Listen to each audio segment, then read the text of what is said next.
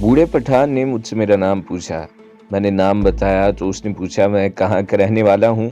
ये बताया तो इसने पूछा मैं फ़ौज में क्यों भर्ती हुआ हूँ। मैंने अपनी अकल के मुताबिक इस सवाल का जवाब भी दिया। मैंने उसे जवाब दिया था कि ये हमारे इलाके की रिवायत है। मैं पहले पढ़ लिख चुका हूँ कि हमारे इलाके की ऊंची ज़ातों के लोग भी फ़ौज में सिपाही भर्ती हुआ करते थे। हालांकि इनकी ज़मीनें इतनी ज़्यादा होती थीं कि इन्हें नौकरी की ज़रूरत ही नहीं होती थी। मैं सही बात बताता हूँ और ये मैं अपने मुतल्लिक बता रहा हूँ कि मैं जिस वक़्त फ़ौज में भर्ती हुआ था, उस वक़्त मेरे ज़हन में आज़ादी का तसव्वुर ही नहीं था। हम लोग समझते थे कि बादशाही सिर्फ़ अंग्रेज़ कर सकते हैं और बादशाही का हक़ सिर्फ़ अंग्रेज़ों को हासिल है। हम कहते थे कि पहले मुग़लों के ख़ानदान ने हिंदुस्तान पर बादशाही की थी, अंग्रेज़ों ने आकर मुग़लों से बादशाही छीनी और बादशाह बन गए। जंग अज़ीम शुरू हुई तो हम कहते थे कि अब हिंदुस्तान पर जर्मनों या जापानियों की बादशाही होगी। इसके अलावा मैंने इन पठानों को अपने भर्ती होने की असल वजह भी बता दी। ये मैं पहले बता चुका हूँ। ये थी वाजदा की मोहब्बत, उसके बाप की धमकियाँ। मैंने उन्हें ये भी सुनाया कि मैंने वाजदा के बाप के गुंडे को किस तरह मारा पीटा था। ये भी सुनाया कि मैंने अपने एक दोस्त हमीद के साथ एक बदकार पीर को किस तरह सजा दी थी और रात ही रात अपनी छावनी में वापस आ गए थे। मैंने देखा कि ये सारे पठान मेरी बात दिलचस्पी से सुन रहे थे और लुत्फ़ उठा रहे थे, तो मैंने इस वाक़े में कुछ मुबालगा अमेज़ी करके दिलचस्पी में इजाफ़ा कर दिया। बाबा जान, मैंने कहा, मैंने फ़ौज में भर्ती नहीं होना था। मैं इस लड़की के बाप से नहीं डरता, लेकिन मेरे माँ बाप डरते थे कि लड़की का बाप मुझे मरवा देगा। मैं इनकी खातिर भर्ती हुआ हूँ। आपके साथ मेरी कोई दुश्मनी नहीं है। मैं कसम खाकर कहता हूँ कि मुसलमान फ़ौजी राइफ़लें और मशीन गन्नें ज़रा ऊपर करके फायर किया करते हैं कि गोली किसी पठान को न लग जाए। मैंने झूठ बोला। आज की लड़ाई में आपके आदमियों ने हमारी पकड़ को घेरे में लेकर हमारे एक आदमी को गोली मार दी तो मैंने 2 पठानों को देख लिया। मैं बड़ी आसानी से दोनों को मार सकता था, लेकिन मुसलमान अपने भाई को नहीं मारा करता। बूढ़ा पठान उर्दू बोलता था तो ग्रामर से इसी तरह आज़ाद होकर बोलता था जिस तरह वो अंग्रेज़ों से आज़ाद थे, लेकिन वो अपना मतलब वाज़े कर लेता था। वहाँ उसके जो बेटे और भतीजा बैठे हुए थे वो उर्दू समझते थे, लेकिन बोल नहीं सकते थे। अधेड़ उम्र पठान चंद एक अल्फाज जोड़कर बात कर लेता था। इन लोगों के साथ गपशप चलती रही और फिर बूढ़ा संजीदा होने लगा। मैं उसकी बातें उसकी टूटी फूटी और ग्रामर से आज़ाद उर्दू में नहीं, ज़रा सलीस उर्दू में सुनाऊंगा। तुम फिरंगी को अच्छा समझते हो? उसने पूछा। मैं काफिर फिरंगी पर लानत भेजता हूँ। मैंने कहा, मैंने आपको मजबूरी बताई है कि मैं क्यों भर्ती हुआ था। नहीं, इसने कहा, तुम मेरी बात नहीं समझते। मैं तुमसे ये पूछ रहा हूँ कि तुम हमारी तरह आज़ाद नहीं रहना चाहते? मेरा जवाब सुने बगैर उसने कहा, नहीं, तुम आज़ाद नहीं रहना चाहते। तुम हमें देखकर सोचते होगे कि ये लोग तो गरीब हैं, पहाड़ों में रहते हैं, इन्हें दुनिया की कोई नेमत मुयस्सर नहीं, पहाड़ी भेड़ों और बकरियों जैसी ज़िंदगी बसर करते हैं। लेकिन तुम ये नहीं सोचते कि हम पर काफिर का कानून नहीं चलता, यहाँ अल्लाह का कानून चलता है। इधर कोई जुर्म नहीं होता, अगर हो जाए तो मुजरिम को पूरी सज़ा मिलती है। यहाँ हम दरवाजे खुले छोड़कर कहीं चले जाएं, संदूकों में जेवर हों, राइफल और गोलियां भी हों, तो इन्हें कोई हाथ नहीं लगाएगा। सब अल्लाह के कानून से डरते हैं। तुम नहीं जानते कि मुसलमान काफिर का गुलाम हो जाए तो मुसलमान का ईमान बर्बाद हो जाता है, वो मुसलमान नहीं रहता। तुम्हारी नमाज कबूल नहीं होगी, तुम्हारा रोज़ा कबूल नहीं होगा। ये मत सोचो तुम्हें पैसा किधर से मिलता है, ये सोचो कि तुम्हारा ईमान किस तरह ठीक रहता है। मैं जानता हूँ काफिरों ने हमारे खिलाफ ये मशहूर किया हुआ है कि कबायली पठान डाकू हैं, कन्वाइयों को लूटते हैं, बन्नू शहर, कोहाट और पेशावर शहर में डाके डालते हैं। हम डाकू होते तो हमारा रहन सहन ये होता, हम शहरों जैसे मकान न बनाते, हम अच्छे कपड़े न पहनते, हम अच्छी अच्छी चीज़ें न खाते। मैं आपको डाकू नहीं समझता। मैंने कहा, आप मुजाहिद हैं। तुम झूठ बोलते हो। उसने कहा, तुमने ये बात मुझे खुश करने के लिए कही है क्योंकि तुम हमारे कैदी हो, खुशामद गुलाम किया करते हैं। मुझे यूँ महसूस होने लगा जैसे इस बूढ़े ने मेरे जिस्म की सारी ताकत सलब कर ली हो। उसकी दाढ़ी दूध जैसी सफ़ेद थी, चेहरे का रंग सफ़ेदी माइल था और उसकी आंखें नीली थीं। यूँ मालूम होता था जैसे उसकी नज़रें मेरी आंखों के रास्ते मेरे वजूद में उतर रही हों और मेरे वजूद के अंदर सोया हुआ एक इंसान बेदार हो रहा हो। ये बुजुर्ग पठान शायद इसी इंसान को बेदार करने की कोशिश कर रहा था। तुम खूबसूरत जवान हो, उसने कहा। फिरंगी ने तुम्हें बहुत सस्ता खरीद लिया है। मेरी उम्र 80 साल से ऊपर हो गई है। میں پچھلی صدی میں پیدا ہوا تھا۔ میرا باپ سکھوں کے خلاف لڑا تھا، پھر انگریزوں کے خلاف لڑا۔ میں ابھی 4-5 سال کا تھا کہ اس نے میرے ہاتھ میں خنجر دے دیا تھا۔ 9-10 سال کی عمر میں اس نے مجھے رائفل چلانی سکھا دی تھی۔ اس وقت رائفل آج والی نہیں ہوتی تھی۔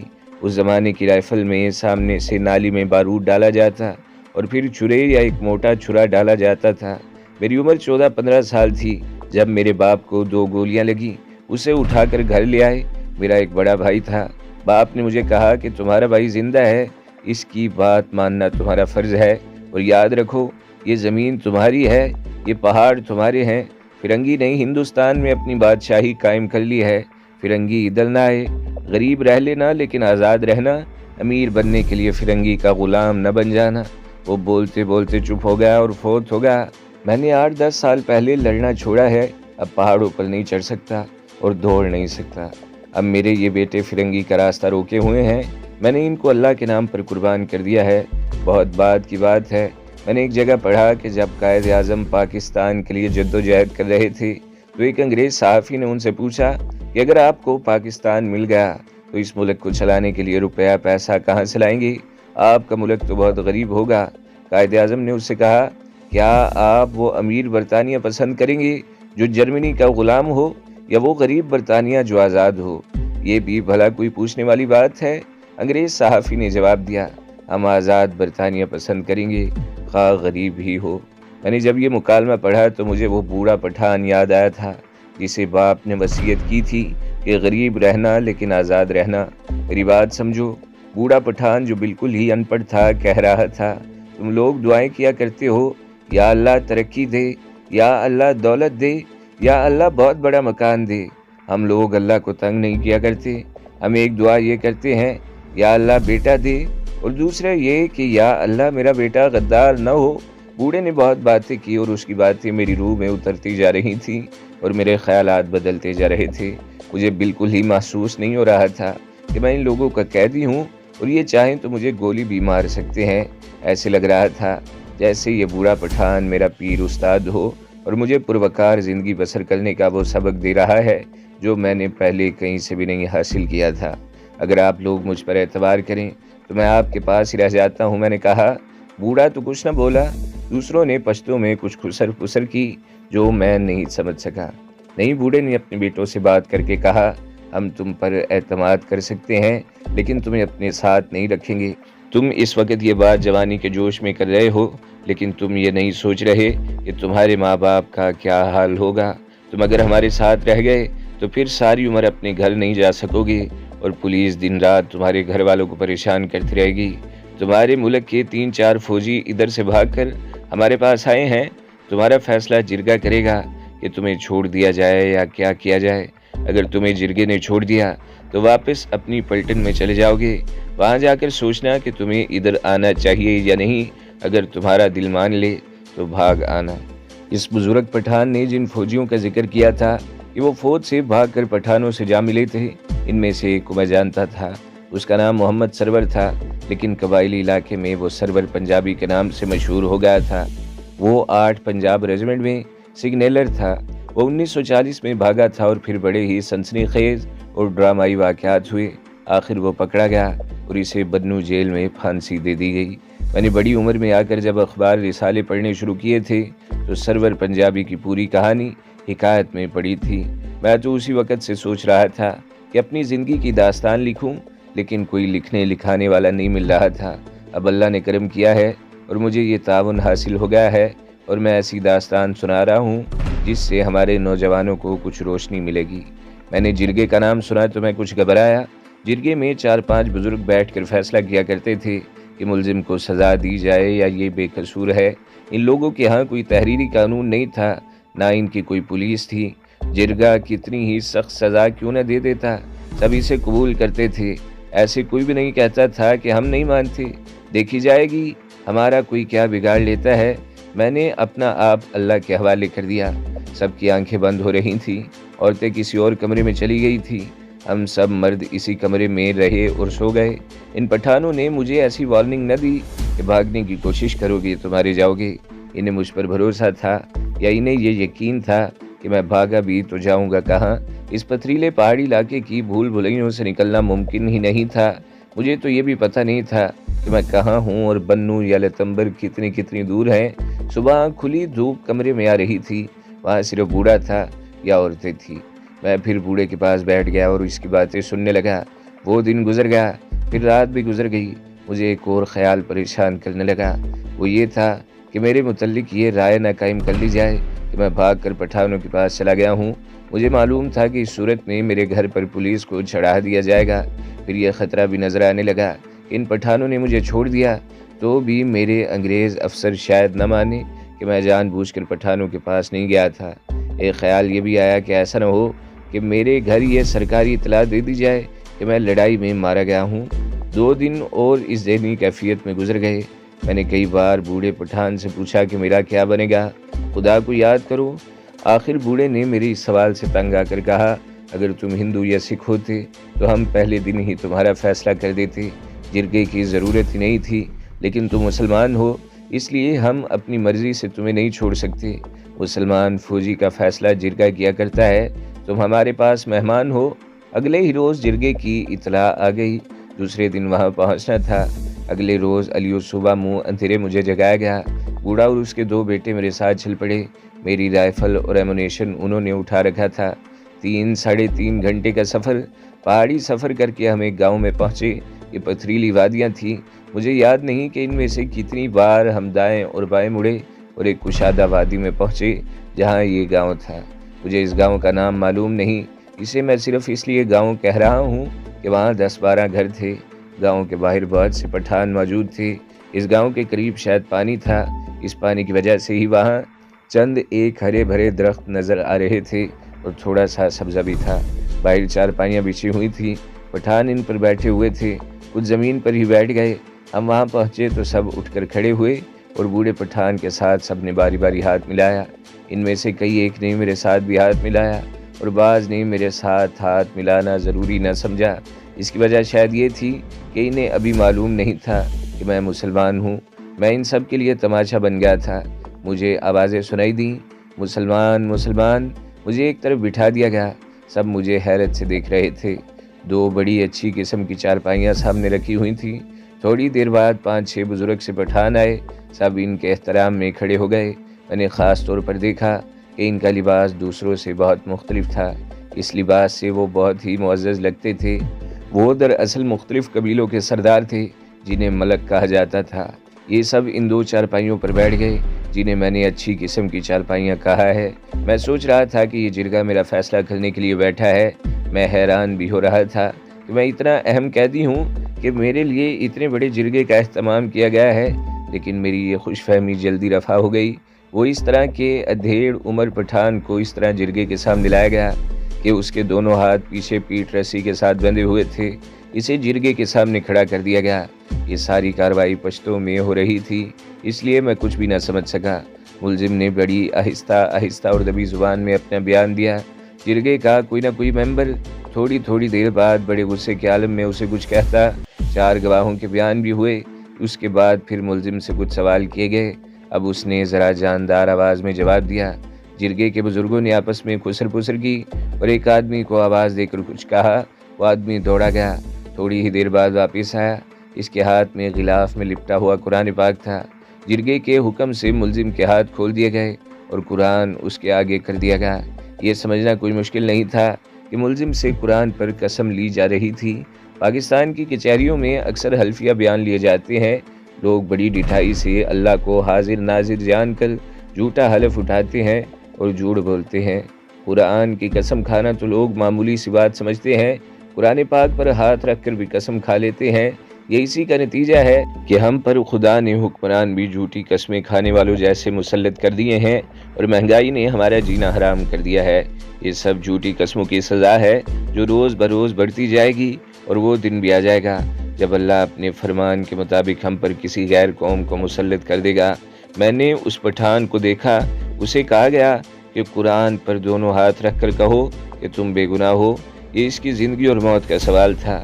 وہ ایسے کر سکتا تھا کہ قرآن پر ہاتھ رکھ کر قسم کھا لیتا اور اپنی جان بچا لیتا، لیکن اس کا رویہ یہ دیکھا کہ اس نے قرآن پاک کو دیکھا، پھر جرگے کے ملکوں کی طرف دیکھا، پھر تمام تماشائیوں پر نظر گھمائی اور آخر اس نے سر ہلا کر کہا کہ وہ قسم نہیں کھائے گا۔ اس کا مطلب یہ تھا کہ وہ مجرم تھا۔ جھوٹی قسم نہ کھانے کا نتیجہ میں نے یہ دیکھا کہ جرگے کے حکم سے اس کے ہاتھ پھر پیٹھ پیچھے باندھ دیے گئے۔ جرگے کے سب سے زیادہ معمر بزرگ نے بلند آواز سے تماشائیوں سے مخاطب ہو کر اپنا فیصلہ سنایا، جو میں نہ سمجھ سکا۔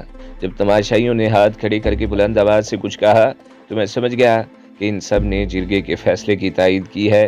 اس بزرگ کے اشارے سے ملزم کو 4 آدمی ایک طرف لے گئے۔ کچھ آگے زمین نیچے چلی جاتی تھی، نیچے خشک نالا تھا۔ وہ سب وہاں سے نیچے گئے تو نظروں سے اوجھل ہو گئے۔ 2-3 منٹ ہی گزرے ہوں گے کہ 4 رائفلیں فائر ہوئیں۔ صاف پتہ چلتا تھا کہ چاروں رائفلیں اکٹھی فائر ہوئی ہیں۔ وہ چاروں آدمی اوپر آئے۔ مجرم ان کے ساتھ نہیں تھا۔ صاف ظاہر تھا کہ اسے سزائے موت دی گئی ہے۔ جب وہ چاروں آدمی جرگے کے سامنے آئے تو ان میں سے ایک نے جرگے کے ساتھ کوئی بات کی۔ میرا خیال ہے انہوں نے جرگے کو یہ اطلاع دی تھی کہ مجرم کو سزائے موت دے دی گئی ہے۔ جرگے نے فاتحہ کے لیے ہاتھ اٹھائے۔ تمام تماشائیوں نے، میں نے بھی ہاتھ اٹھائے۔ جسے سزائے موت دی گئی تھی وہ آخر مسلمان تھا اور پٹھان تھا۔ اس کے بعد جرگے کے سامنے پیش ہونے کی میری باری تھی۔ میرے مقدمے کی کارروائی سننے کے بجائے آپ یہ ضرور جاننا چاہیں گے کہ اس پٹھان کا جرم کیا تھا جسے گولی مار دی گئی تھی۔ میں پہلے آپ کو اس کا مقدمہ سنا دیتا ہوں۔ وہ خاصا وار تھا۔ انگریزوں نے ایک تو پٹھان ریجمنٹس الگ بنائی تھی جن میں پٹھانوں کو بھرتی کیا جاتا تھا۔ پٹھانوں کی انہوں نے ایک فورس اور بنائی تھی جسے اسکاؤٹ کہا جاتا تھا۔ ان کی الگ الگ پلٹنیں بنا کر ان کے مختلف نام رکھ دیے گئے، مثلاً ٹوچی اسکاؤٹس وغیرہ۔ یہ لوگ سرحد ہی میں رہتے تھے اور انہیں قبائلی پٹھانوں کے خلاف استعمال کیا جاتا تھا۔ انگریزوں نے ایک فورس اور بنائی تھی جنہیں خاصہ دار کہا جاتا تھا۔ یہ نیم فوجی تنظیم تھی۔ انہیں رائفلیں دی جاتی تھی اور تھوڑی تھوڑی تنخواہ بھی دی جاتی تھی۔ قبائلی علاقے میں کہیں کہیں ان کی پوسٹیں بھی تھیں، لیکن انہیں فوج کی طرح استعمال نہیں کیا جاتا تھا۔ اس زمانے میں یہ مشہور تھا کہ خاصہ دار مخبری کرتے ہیں، وہ قبائلی علاقے میں بھی جاتے تھے اور شہروں میں بھی آتے تھے۔ ان میں بعض دوغلی مخبری کرتے تھے، یعنی انگریزوں کی خبریں قبائلی پٹھانوں تک پہنچاتے اور قبائلیوں کی مخبری انگریزوں کے آگے کرتے تھے۔ ان میں کوئی ایسا بھی نکل آتا تھا جو مکمل طور پر انگریزوں کا جاسوس بن جاتا اور انعام و اکرام کے لالچ میں اپنے بھائیوں سے غداری کرتا تھا۔ دراصل انگریز بھی ان پر کوئی زیادہ بھروسہ نہیں کرتے تھے، پھر بھی یہ لوگ انگریزوں کی فوج کے کام آتے تھے۔ بعض اوقات فوج کو کسی دور دراز قبائلی علاقے میں کسی خاص جگہ بھیجنا ہوتا تو خاصہ دار گائیڈ کے طور پر ان کے ساتھ ہوتے تھے۔ میں جس آپریشن میں اپنی پوسٹ سے اترتے بھٹک گیا اور پٹھانوں کا قیدی ہو گیا تھا، یہ بہت بڑا فوجی آپریشن تھا۔ پٹھانوں نے بھی جم کر مقابلہ کیا تھا، دونوں طرف نقصان ہوا تھا۔ میں نے بعد میں اپنے میزبانوں سے پوچھا تھا کہ جس پٹھان کو گولی مار دی گئی ہے اس کا قصور کیا تھا۔ انہوں نے بتایا کہ ایک جگہ 10-12 قبائلی اکٹھے ہوئے، انہوں نے ایک فوجی پوسٹ پر حملہ کرنا تھا، جس طرح ہماری پوسٹ پر حملہ ہوا تھا۔ یہ خاصہ دار ان قبائلیوں کو دیکھ رہا تھا۔ اس نے اپنے قریب کی فوجی پوسٹ کو بتا دیا کہ فلاں جگہ 10-12 پٹھان اکٹھے کھڑے ہیں اور ان کا یہ پروگرام ہے۔ کسی انگریز لیفٹیننٹ یا کیپٹن نے اپنے کچھ فوجی ساتھ لیے اور اس ٹیکری تک پہنچ گیا جس کے دوسری طرف پٹھان کھڑے شاید اپنے کچھ اور ساتھیوں کا انتظار کر رہے تھے۔ اس انگریز افسر نے خود یا اس کے حکم سے اس کے فوجیوں نے صرف 2 گرنیڈ پھینکے۔ پٹھانوں میں سے صرف ایک آدمی وہاں سے زندہ نکلا، باقی سب مارے گئے۔ وہ جو زندہ نکلا تھا اس کی ٹانگیں زخمی تھی، لیکن وہ اپنے ٹھکانے پر پہنچ گیا۔ اس نے سب کو بتایا کہ یہ خاصہ دار ان کے قریب سے گزرا تھا یا کہیں سے اس نے دیکھ لیا تھا اور ان کی نشاندہی کر دی تھی۔ میں آپ کو صحیح بتاتا ہوں کہ فوج کبھی بھی اتنی خوش قسمت نہیں ہوئی تھی کہ اسے اتنے زیادہ پٹھان ایک ہی جگہ مل جاتے اور انہیں صرف 2 گرنیڈوں سے ختم کر دیا جاتا۔ یہ اسی صورت میں ممکن تھا کہ کہیں پٹھان اکٹھے ہوتے اور کوئی مخبری کر دیتا۔ قبائلی پٹھانوں کا انداز یہ ہوتا تھا کہ وہ ایک دوسرے سے دور دور اکیلے رہتے تھے۔ ایک پٹھان ایک گولی فائر کر کے فوراً اس جگہ سے بھاگ جاتا تھا۔ یہ ان قبائلیوں کا کمال تھا کہ انہوں نے اس خاصہ دار کو 1-2 دنوں میں ہی پکڑ لیا اور اسے بہلا پھسلا کر ساتھ لے آئے تھے۔ جو ہی وہ ٹیکریوں کے پیچھے آیا تو پٹھانوں نے اسے پکڑ کر اٹھا لیا اور اس گاؤں میں لے آئے جہاں جرگہ بیٹھا ہوا تھا۔ میں حیران ہوں کہ اس شخص کو معلوم تھا کہ اس کے خلاف غداری کا جرم ثابت ہو گیا تو اسے گولی مار دی جائے گی۔ گواہوں کے بیانات کے باوجود وہ اپنا جرم تسلیم نہیں کر رہا تھا۔ آخر اس کے آگے قرآن پاک رکھا گیا، تو یہ جانتے ہوئے بھی کہ وہ قسم کھا کر بچ سکتا ہے، اس نے جھوٹی قسم نہ کھائی اور سزائے موت قبول کر لی۔ یہ اس دور کے قبائلی پٹھانوں کا کردار تھا۔ اسی کردار کی برکت تھی کہ یہ لوگ پوری 1 صدی انگریزوں کے خلاف لڑتے رہے اور اپنی زمین کا 1 انچ بھی ہاتھ سے نہ جانے دیا۔ آج ان مجاہدوں کے کارنامے محض افسانے لگتے ہیں، کیونکہ آج قبائلی علاقے کا چہرہ ہی مسخ ہو گیا ہے اور وہ روح رہی ہی نہیں جو کبھی ہوا کرتی تھی۔ تو دوستو، اگلی قسط سننے کے لیے ہمارے چینل کو ضرور سبسکرائب کریں، ویڈیو کو لائک کریں اور بیل کے آئیکن پر بھی کلک کر دیں تاکہ ہر جو آنے والی ویڈیوز ہیں وہ آپ کو سب سے پہلے ملتی رہیں۔